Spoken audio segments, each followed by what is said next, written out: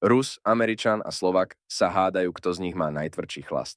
Dohodnú sa, že si dajú pred seba stoličku a vyhrá ten, kto ich uvidí viac. Napije sa Rus, vidí 4 stoličky, napije sa Američan a vidí 6 stoličiek. Napije sa Slovák a Rus s Američanom sa ho pýtajú: tak koľko stoličiek vidíš? A Slovák na to: v ktorom rade myslíte?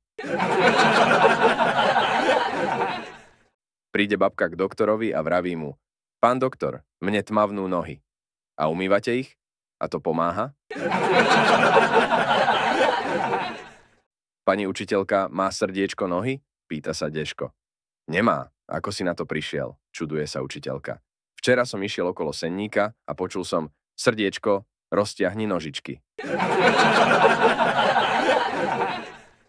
Príde riaditeľ k lekárovi celý vydesený a ukáže mu celé modré prirodzenie.